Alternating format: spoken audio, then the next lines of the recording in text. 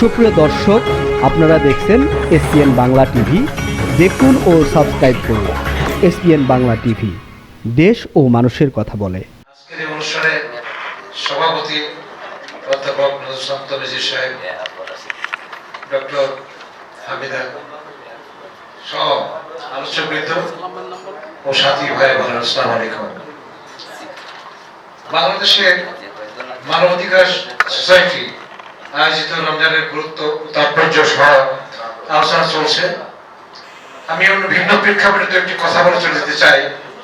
সেটা হলো, গতকাল দেখলাম বাংলাদেশে প্রায় ১,৫০০ ছাত্রছাত্রী যুবকের তাজা রক্তে বিধবা অর্জিত একটা সংসদ প্রতিষ্ঠিত হয়েছে।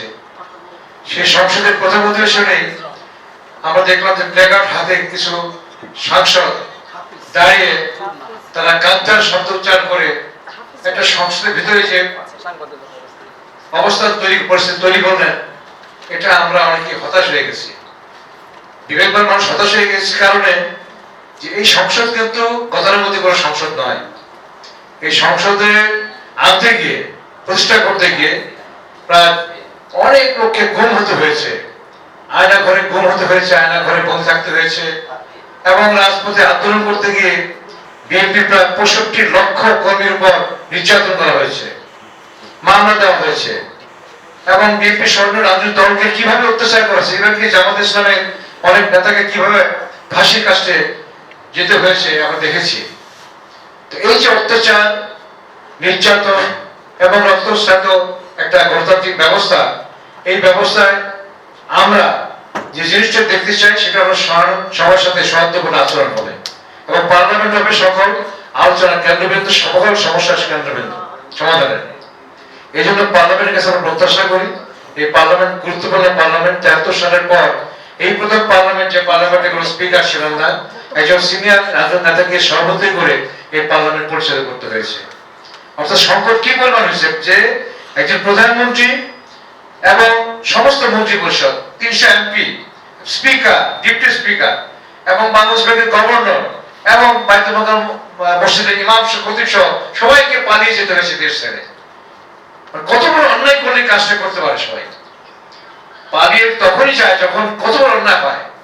আমাদের এই জিনিসটা মাথায় রাখতে হবে যে এই গণতান্ত্রিক ব্যবস্থা প্রতিষ্ঠা করার জন্য যে রক্ত গেছে, যে শ্রম গেছে, যে মানুষের জীবন দুর্বিষহ অবস্থা হয়েছে সরকারকে অবসান করার জন্য, সেখান থেকে উত্তরণ ঘটে আজকে বাংলাদেশে আমরা একটা সংসদ পেয়েছি, একটা গণতান্ত্রিক ব্যবস্থা পেয়েছি। এবং এই যে কথা আমাদের সভাপতি সাহেব বললেন যে তারেক জিয়া, আরিফ জিয়া, দেখেন জিয়াউর রহমানের জীবন সম্পর্কে আপনারা অনেকেই জানেন, এই জেনারেশন কম জানে, কিন্তু আমি মনে করি জানানো দরকার।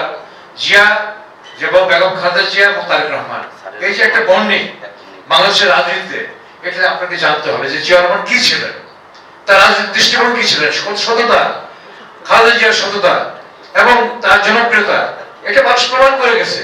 মানুষকে ভালোবাসলে মানুষ ভালোবাসার প্রতি উত্তর দেয়। আপনারা জানেন জিয়াউর রহমান 1961 সালে শাহাদত বরণ করার পর এই মানিক বেগুলিতে 30 লক্ষ লোক স্থান জানাজা অংশগ্রহণ করেছিল, এবং বেগম খালেদার মৃত্যুর পর প্রায় 1 কোটি লোক জানাজা অংশগ্রহণ করেছে।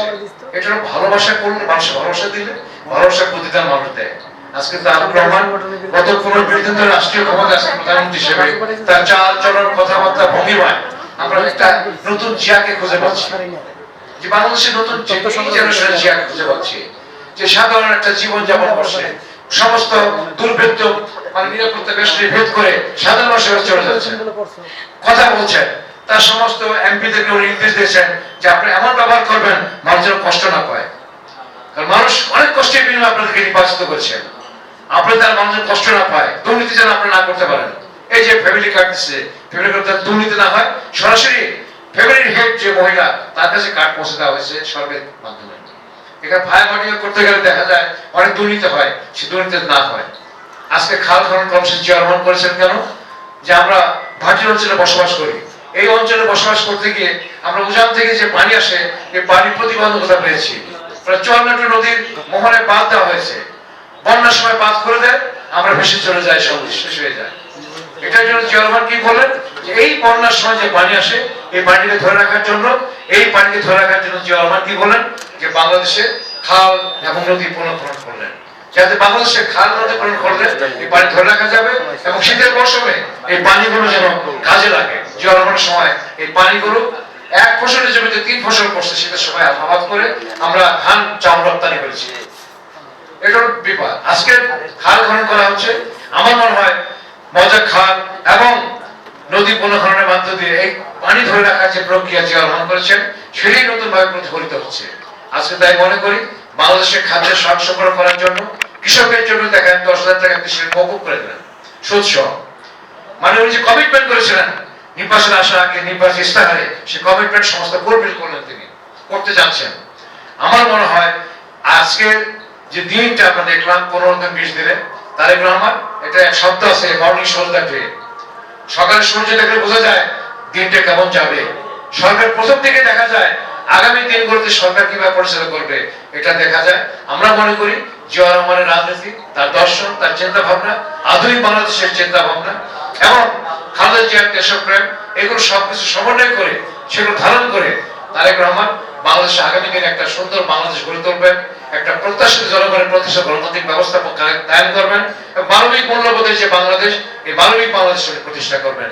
এই প্রত্যাশা রেখে সবাইকে ধন্যবাদ জানিয়ে আমার বক্তব্য শেষ করছি। আল্লাহ হাফেজ। বাংলাদেশ জিন্দাবাদ।